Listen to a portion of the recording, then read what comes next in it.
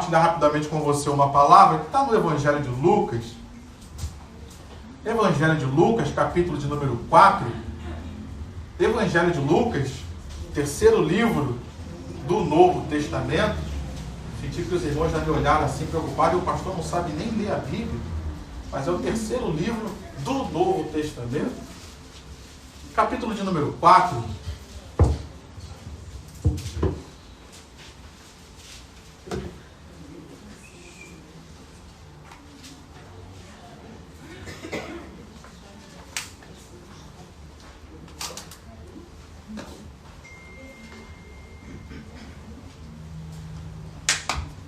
Você que já achou, diga glória a Deus. Glória a Deus. Então vamos ler a partir do versículo 16. 16. Isso. 16. Lucas 4, versículo 16. Aqui, Jesus tinha acabado de ser batizado. E diz assim: Jesus, depois de sair do deserto da tentação, ele foi batizado, foi para o deserto, acabou de sair do deserto, ele foi para Nazaré. Jesus foi para Nazaré, onde havia sido criado. Num sábado, entrou na sinagoga, segundo seu costume. Jesus não deixava de ir para a igreja, ele ia sempre. E levantou-se para ler. Então lhe deram o livro do profeta Isaías. E abrindo o livro, achou o lugar onde está escrito: O Espírito do Senhor está sobre mim, porque Ele me ungiu para evangelizar os pobres. Enviou-me para proclamar libertação aos cativos e restauração da vista aos cegos, para pôr em liberdade os oprimidos e proclamar o ano aceitável do Senhor. Tendo fechado o livro, Jesus o devolveu ao assistente e sentou-se. Todos na sinagoga tinham os olhos fixos nele. Então Jesus começou a dizer: Hoje se cumpriu a escritura que vocês acabam de ouvir. Todos davam testemunho dele e se maravilhavam das palavras cheias de graça que lhes saíam dos lábios. Só até aí, Pai, nessa noite nós estamos aqui, noite de oração, de clamor, de unção, que o Senhor venha ministrar sobre as nossas vidas essa palavra, e que o Senhor venha aplicar essa palavra na vida de cada um de nós. Assim nós oramos e desde já, Pai, entregamos esse momento em Tuas mãos e Te agradecemos em nome de Jesus. Amém e amém. Aqui nesse texto, então, nós estamos vendo o cumprimento de uma profecia. Essa profecia, ela havia sido dada por Isaías aproximadamente 700 anos antes da vinda de Jesus. Isaías profetizava acerca do Messias. Isaías profetizava acerca da obra que Jesus faria nesta terra. E aqui então Jesus, ele abre, chega na sinagoga, diante daqueles que o conheciam, e abre exatamente a Bíblia, né, da época, nesse texto, e ele diz que isso tudo se cumpriu na vida dele. E se cumpriu porque ele era o Messias.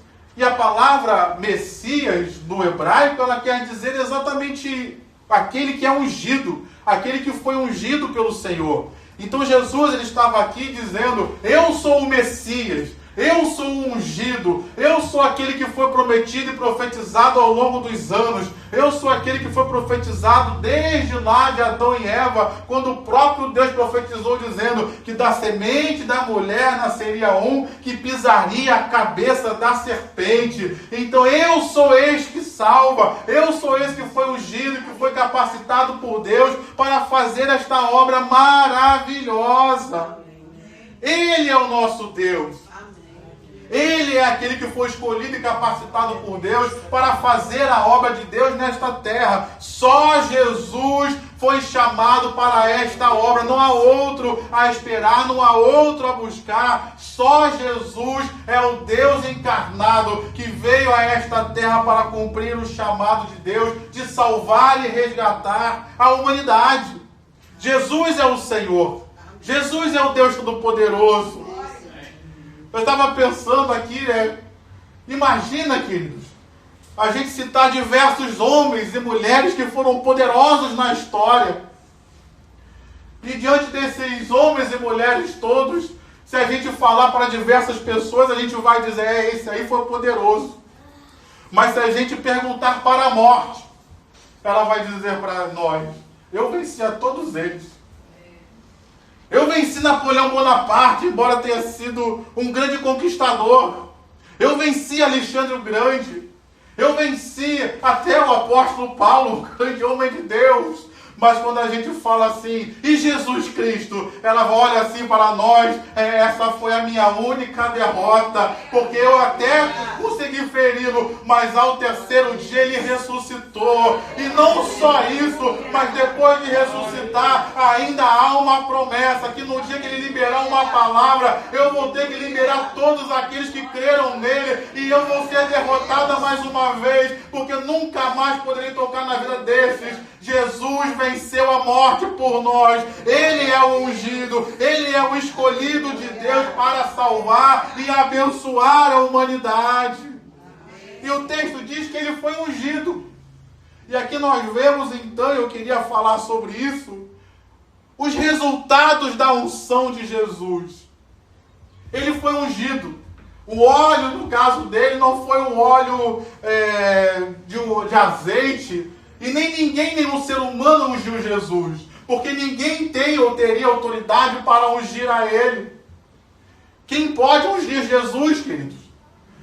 Imagina Jesus entrando aqui. Eu ia falar a mesma coisa que João Batista falou para ele. Quem sou eu para ungir o Senhor? Não. Ninguém pode ungir Jesus. Ninguém pode capacitar Jesus. Só um pode, o próprio Deus e Pai que o chamou. E é por isso que João Batista, ao batizar Jesus, no João Batista ele batizou Jesus, o mergulhou nas águas para cumprir a justiça. Mas João Batista não ungiu Jesus. Ele viu o Espírito Santo descendo dos altos céus, vindo da parte de Deus e sendo derramado, sendo repousado sobre a vida de Jesus, ungindo e capacitando ele para a obra do ministério que Deus o havia chamado. Só Deus pode ungir Jesus, porque só ele tinha autoridade para fazer isso. Nenhum homem na terra poderia fazer. E hoje não é diferente, querido. Você vai receber um óleo que representa o Espírito Santo. Mas eu não sou capaz de ungir você com o Espírito. Mas eu estou aqui para dizer que Jesus está presente. E é Ele quem batiza com o Espírito Santo. É Ele quem renova. O óleo não vem de mim, mas o azeite desce do alto da parte de Deus sobre as nossas vidas. Diga amém se você está me entendendo. É esse azeite, é essa presença que vai ser derramada sobre nós para nos renovar e nos abençoar essa noite. Mas olhando para o texto, Jesus então aplica essa palavra sobre a vida dele, dizendo: o Espírito do Senhor me ungiu. E essa unção que está sobre mim, ela tem uma função, ela tem um resultado. Ela não está sobre mim simplesmente para eu ficar bonito. Ela não está para mim simplesmente para dizer que eu tenho. Não. A unção que Deus derramou sobre a vida do Senhor Jesus, ela operava algumas coisas, ela tinha um resultado. E o texto diz, que a gente leu aí, que ele foi ungido para evangelizar os pobres. E às vezes a gente pensa, mas eu já sou crente, pastor. Será que eu preciso ser evangelizado? O que é evangelizar, queridos? Evangelizar é você falar as boas novas para alguém. E às vezes, em algumas situações da nossa vida, a gente precisa ter uma boa notícia. Por exemplo, às vezes a gente está passando por um momento de luta muito grande e a gente fica oprimido naquela luta. E às vezes a gente precisa ouvir uma boa palavra de Deus dizendo: ah, você vai sair dessa, ah, esse milagre vai acontecer, há poder no nome de Jesus para te dar vitória sobre isso. Isso quer dizer uma evangelização dos próprios crentes. E que nós precisamos também, queridos, ser alcançados por essa palavra. Essa palavra que foi traduzida como pobre também pode ser traduzida como humildes, como aqueles que estão submissos à vontade de Deus. Então nessa noite talvez você esteja diante de diversas lutas. Talvez você esteja diante de situações que você não sabe como resolver. Eu vim aqui te evangelizar, meu irmão, me perdoa, mas eu vim aqui te evangelizar, porque a unção que Jesus recebeu é para trazer boas novas para aqueles que são pobres, para aqueles que tiveram seus recursos perdidos. E eu tenho uma boa notícia para você. Jesus te ama, meu irmão. Eu tenho uma boa notícia para você. Ele não se esqueceu da sua vida, por isso ele veio para resgatar, por isso ele veio para abençoar. Há uma boa notícia dos céus para a sua vida. Deus tem saída, Deus tem recurso, Deus tem provisão para as nossas vidas. Então a unção de Deus sobre a vida de Jesus produz boas novas para nós. Diga para o teu irmão, a tua situação tem saída, meu irmão. A tua situação tem solução. Em Cristo Jesus tem. Amém, meu irmão? Às vezes a gente precisa de boas notícias, queridos. Tem pessoas, se você ligar a TV, é só a gente falando desgraça. Se você mexer nas suas redes sociais, é só a gente falando besteira. E Deus me trouxe aqui para dizer, ainda há uma boa notícia para ser liberada. Ainda tem boa notícia sobre a sua vida. Não é só derrota, não é só tristeza, não. Deus tem vitória, Deus tem escape, Deus tem saída. Deus tem cura para nós. Amém, meu irmão? Seja um instrumento de Deus. Dá uma boa notícia para o teu irmão aí. Dá uma boa notícia. Diga para ele, você vai ser curado. A provisão de Deus já está chegando. Deus está visitando a sua casa com um milagre. A porta já está aberta, meu irmão. O recurso já está chegando. A alegria do Senhor vem sobre a sua vida. Mas ele diz ainda, enviou-me a proclamar libertação aos cativos. O nome de Jesus, como a gente cantava aqui, ele é poderoso. E eu creio no poder do nome de Jesus. Você crê que no nome de Jesus há poder? Então você pode dizer aqui nessa noite, nesse culto de oração, diga, eu creio que há poder no nome de Jesus. Não há nome acima do nome dele. Ele tem um nome que está acima de todo o nome. E no poder e na autoridade do nome de Jesus, Jesus falou aqui, a unção veio sobre mim para eu libertar os cativos. Eu não sei o que te prende hoje, meu irmão, mas eu sei de uma coisa, há poder no nome de Jesus para nos libertar de qualquer cadeia, de quaisquer cadeias que fossem. Jesus, a Bíblia fala no livro de Apocalipse, no capítulo 1, quando Jesus se revela a João, ele vai dizer, ei, eu sou aquele que estive morto, mas agora estou vivo e tenho nas minhas mãos as chaves da morte e do inferno. Jesus tem as chaves, Jesus tem a autoridade para abrir qualquer cadeia, para quebrar qualquer grilhão e libertar a gente de qualquer coisa que esteja nos aprisionando. Existe alguma coisa que você está cativo hoje? Jesus está dizendo, eu vim aqui, a unção está sobre mim, eu fui ungido pelo Pai, exatamente para libertar o meu povo de todo e qualquer cativeiro. Amém, meu irmão? Ah, pastor, estou no cativeiro espiritual. Há uma autoridade em Jesus para repreender todo e qualquer principado e potestade. Ah, pastor, estou no cativeiro, parece que eu estou aprisionado e não consigo avançar. Há uma autoridade no nome de Jesus que te faz avançar e crescer naquilo que Ele te chamou a fazer. Seja lá o que for, meu irmão, que esteja te prendendo, há uma autoridade em Jesus para libertar. Há uma autoridade em Jesus para quebrar esse cativeiro e nos fazer avançar. Eu ouvi só um eu creio, mas tudo bem. Eu vou avançar. O tempo está. Mas ele ainda avança. Há autoridade no nome dele para libertação dos cativos e restauração de vista aos cegos. Aqui não é só uma questão de cegueira física, embora ele também possa fazer. Mas há uma questão também de uma cegueira espiritual. E eu queria avançar ainda nesse pensamento, que ele pode nos levar a ver aquilo que a gente ainda não está vendo. Talvez por causa das circunstâncias de aflição, como Agar. A Bíblia fala que Agar, no momento que ela foi oprimida lá, ela foi e fugiu para o deserto, junto com seu filho. Fugida não, Abraão despediu ela e ela foi junto com Ismael para o deserto. E parando no deserto, a Bíblia fala que ela ficou ali desesperada. Acabou a água, acabou o suprimento, ela não tinha mais o que fazer. E ela foi e ficou lá sentada chorando. E de repente aparece um anjo de Deus e fala para ela: Agar, não temas, eu ouvi a oração do menino, não foi nem a oração dela, ouvi a oração de Ismael. E Deus fala para ela: eu vou abençoar Ismael, vou abençoar vocês, vou cuidar de vocês. E o anjo ainda fala assim: olha ali para o lado, tem um poço ali. Ou seja, ela estava sem água do lado do poço. Por que ela não viu o poço, queridos? Desespero, medo. E o texto então mostra que Deus precisou enviar um anjo para abrir a visão dela e fazê-la despertar de que havia provisão ali, ela não estava vendo.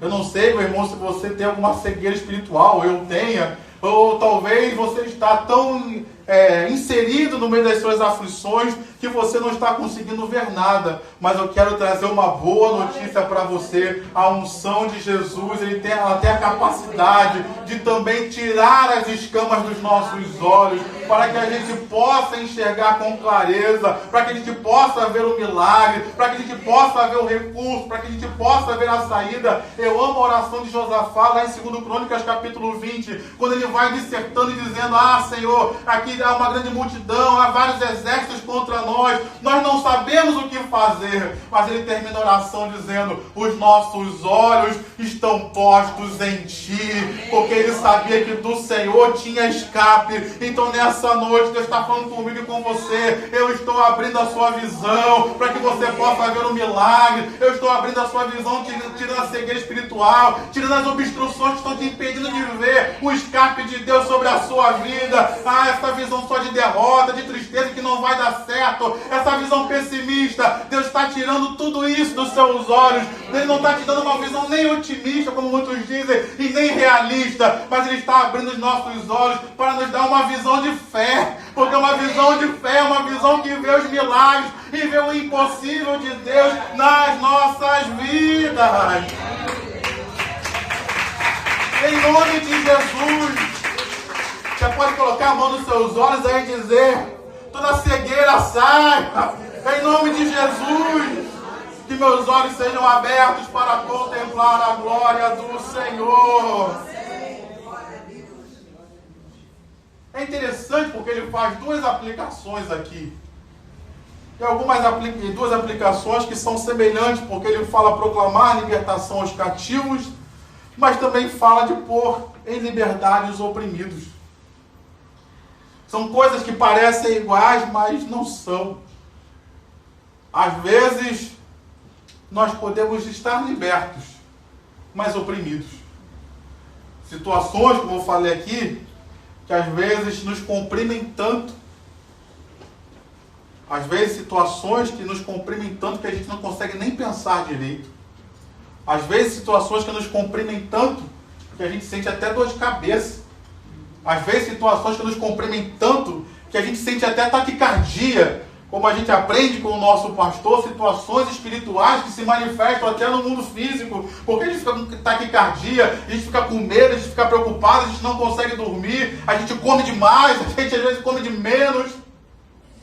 Às vezes são opressões que vêm sobre nós, opressões demoníacas, porque ele não pode tomar posse de você porque você é crente.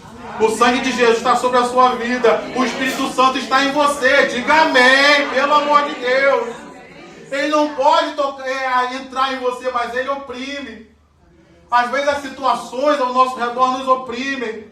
Um problema financeiro nos oprime, uma enfermidade nos oprime, mas eu vim aqui com uma palavra de Deus para a sua vida. A unção de Jesus, a obra de Jesus nas nossas vidas é também para quebrar toda e qualquer opressão, sejam de circunstâncias, sejam de pessoas, seja até demoníacas. Essa opressão vai cair por terra hoje, na autoridade do nome de Jesus, porque isso é resultado da obra de Jesus nas nossas vidas.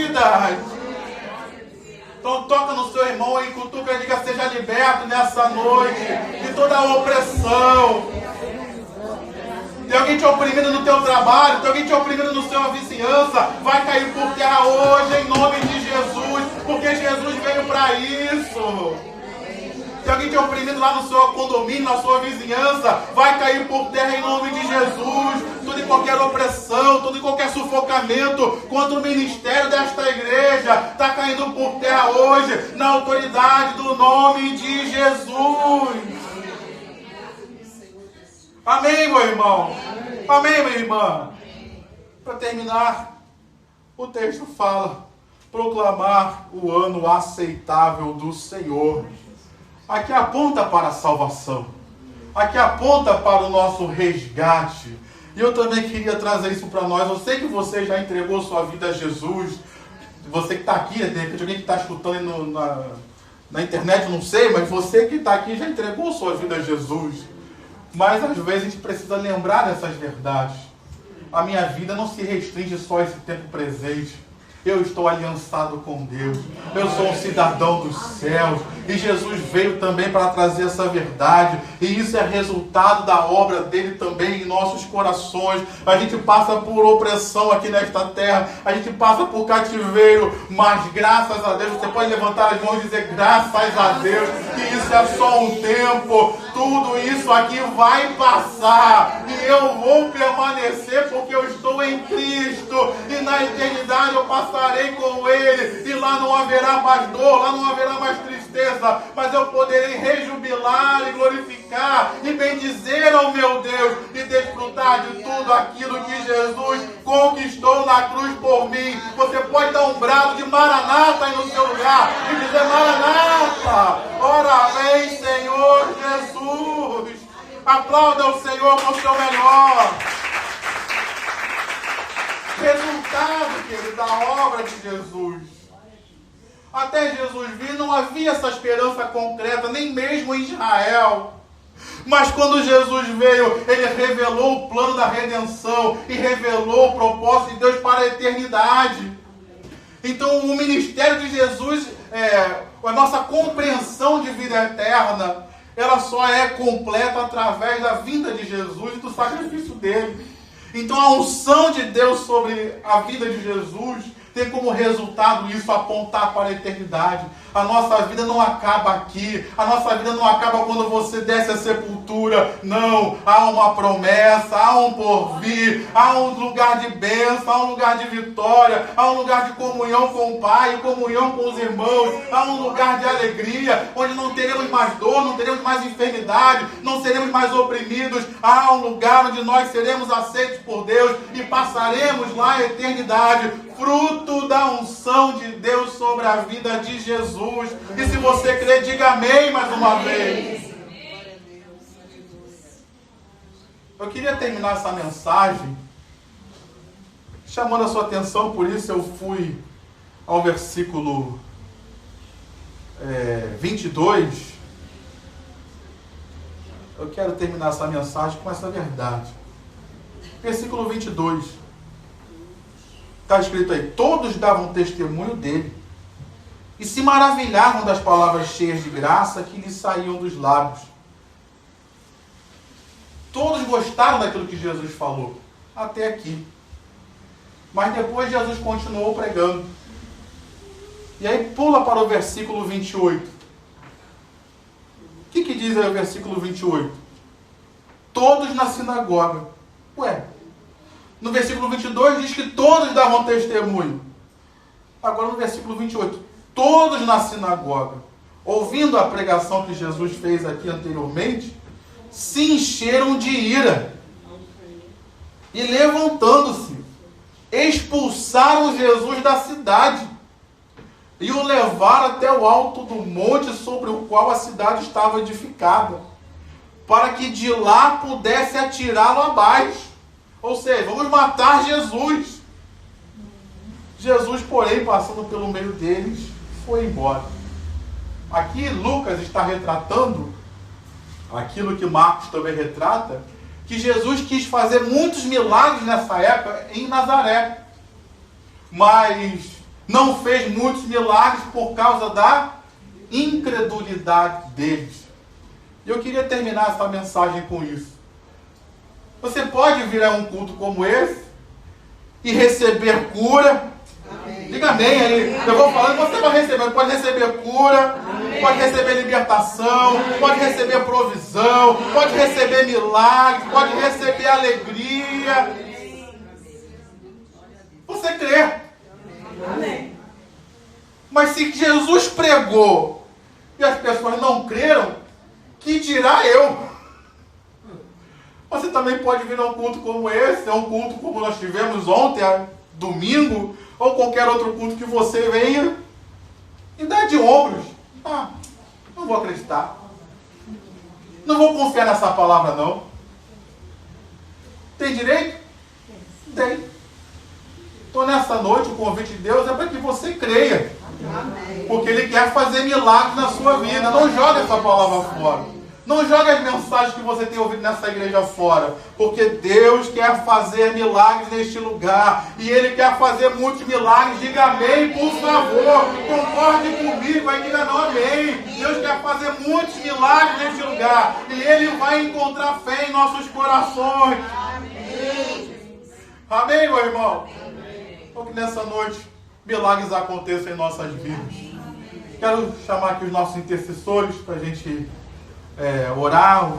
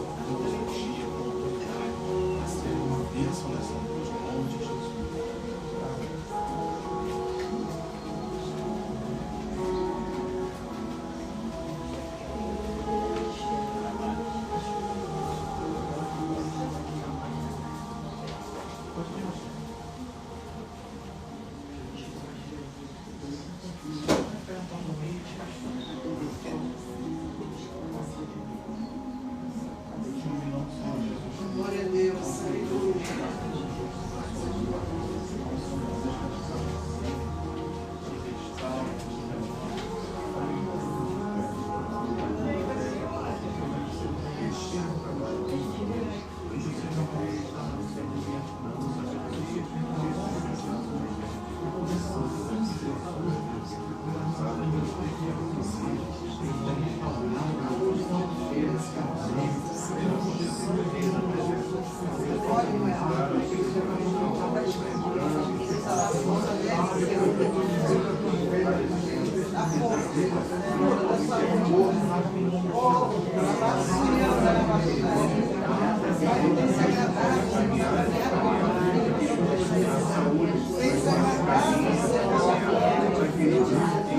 Isso,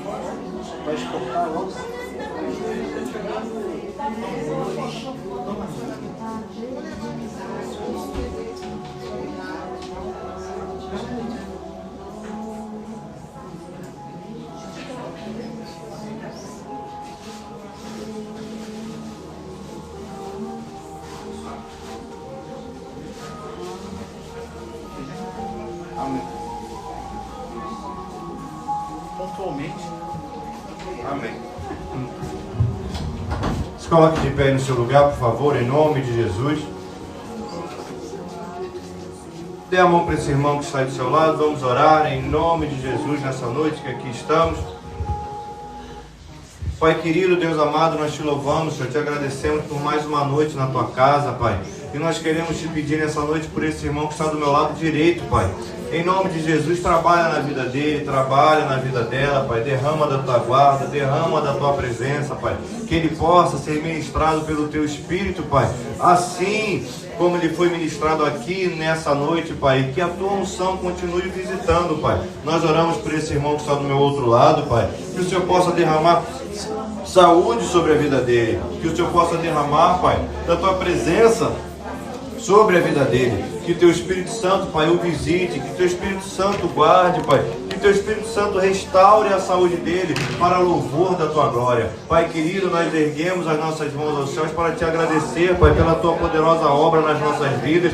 e para te pedir, Pai. Continua falando conosco, Pai. Fala, Pai, através de sonhos, fala através da Tua palavra. Mas, Deus querido, não nos deixe sem ouvir da Tua voz, Pai. E agora que nós vamos retornar para casa, que o Senhor possa nos livrar de todo mal, nos cobrir com o Teu sangue e que nós possamos ter uma noite de descanso debaixo da Tua santa presença, Pai. Que o amor de Deus, que a graça do Pai e as doces consolações do Espírito Santo esteja sobre a sua vida hoje, para sempre. E o povo mais feliz da terra diga amém. Dê um abraço no seu irmão e abençoe a vida dele rica e abundantemente, em nome de Jesus.